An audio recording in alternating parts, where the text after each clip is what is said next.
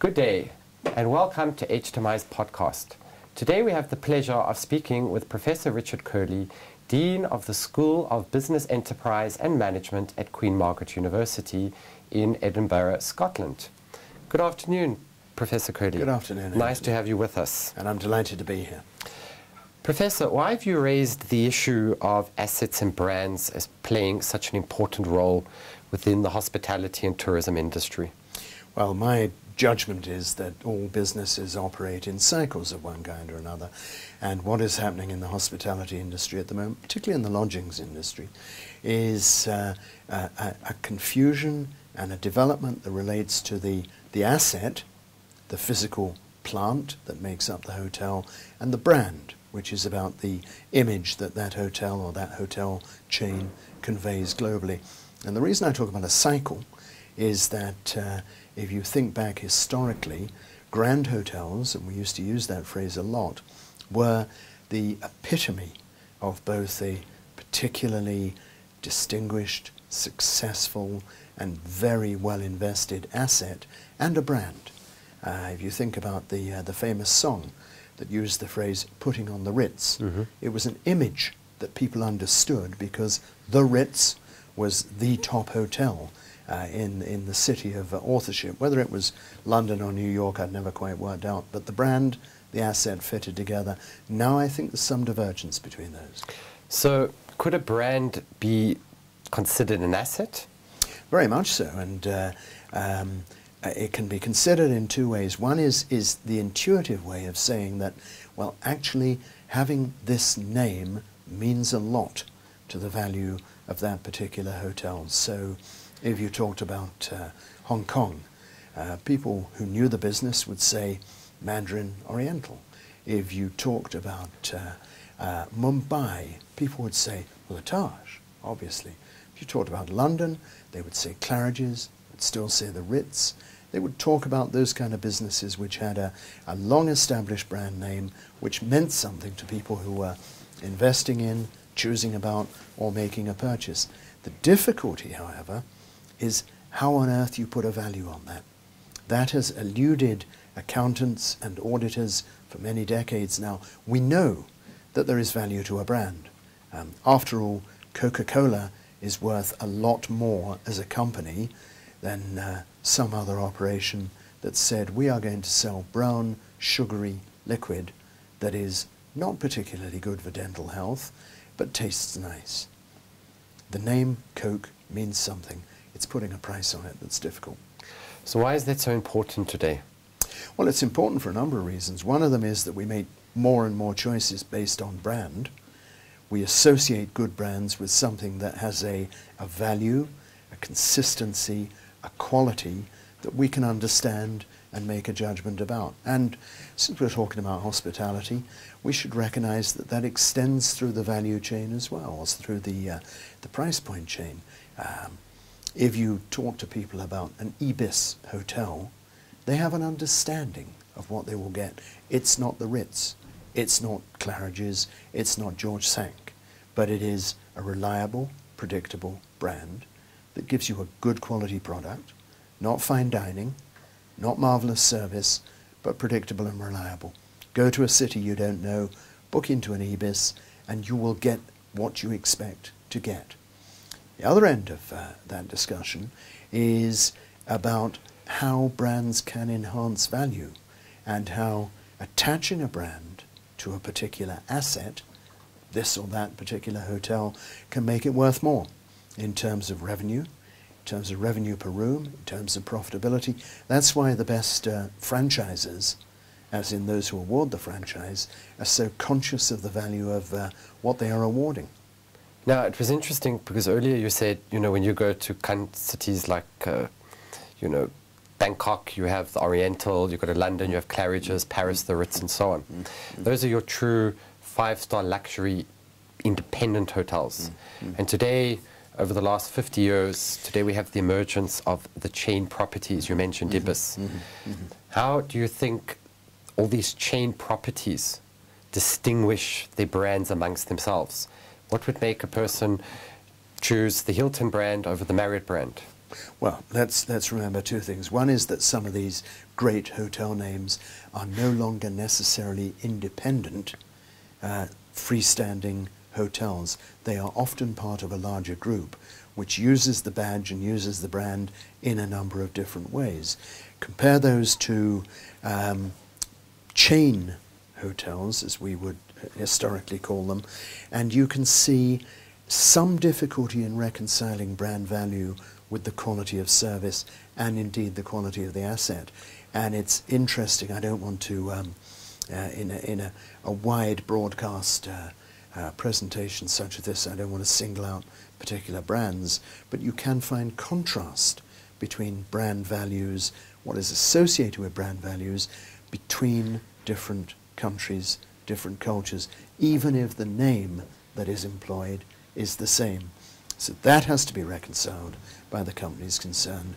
But I think you would make a reasonable judgment that, for example, the Marriott name, Marriott alone, not all the variations, Courtyard and apartments and things like that, the Marriott name alone is a good brand.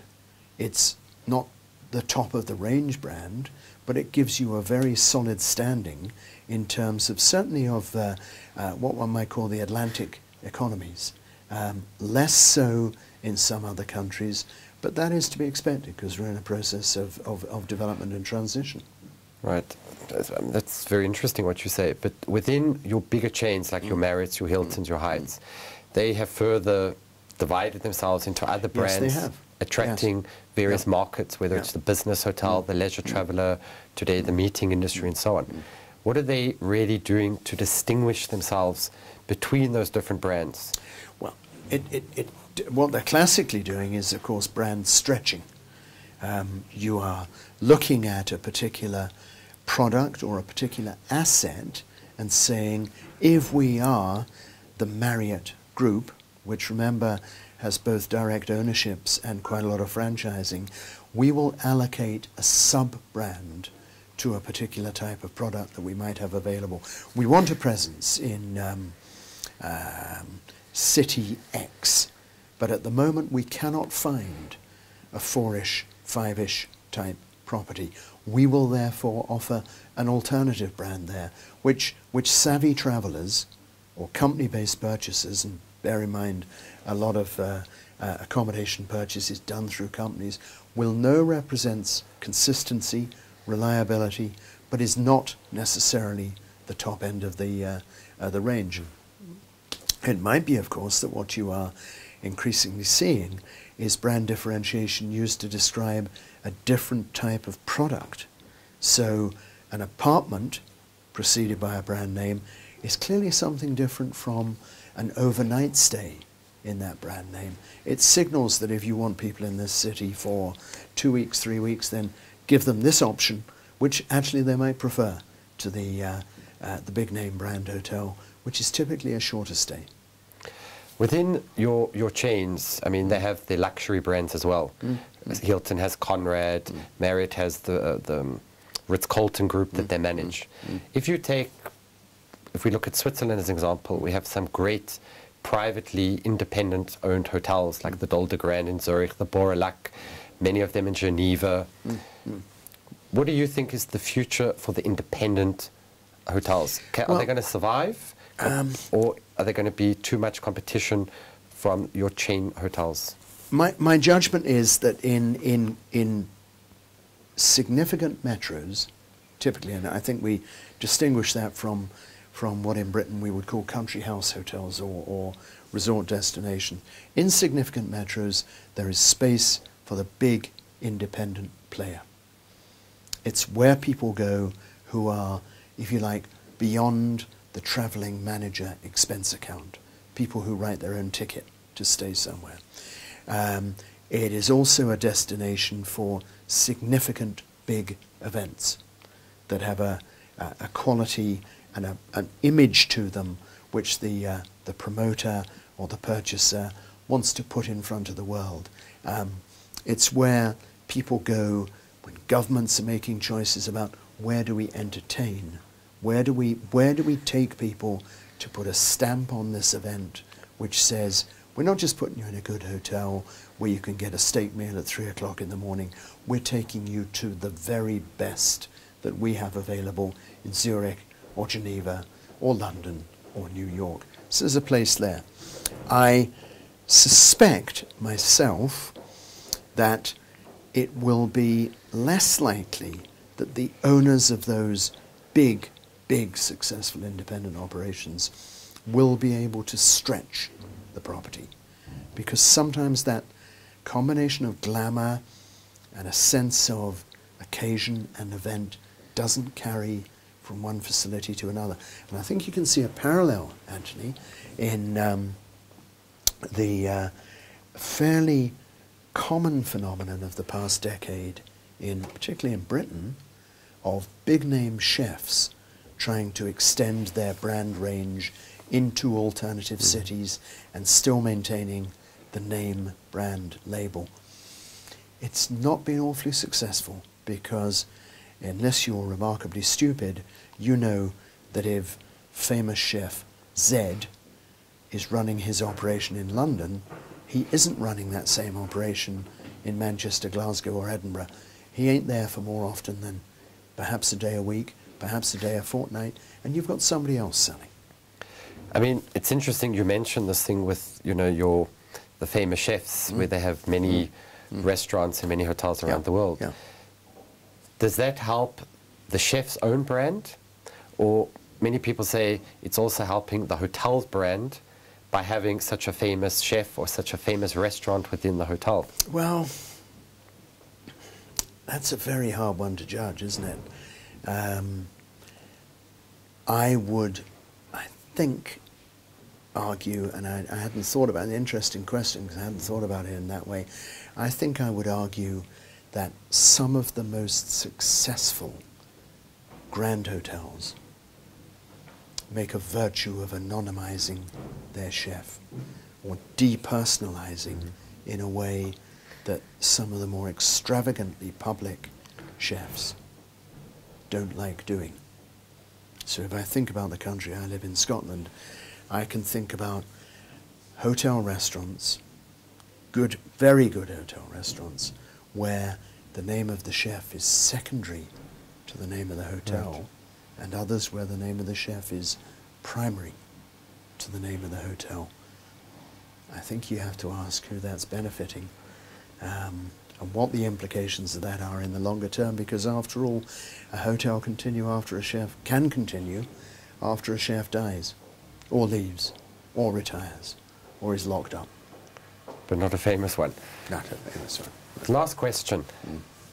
What do you think the independent hotels, the grand hotels, need to do in the future to keep their brand strong, to stay competitive with the big chain properties that you find in just about every city worldwide?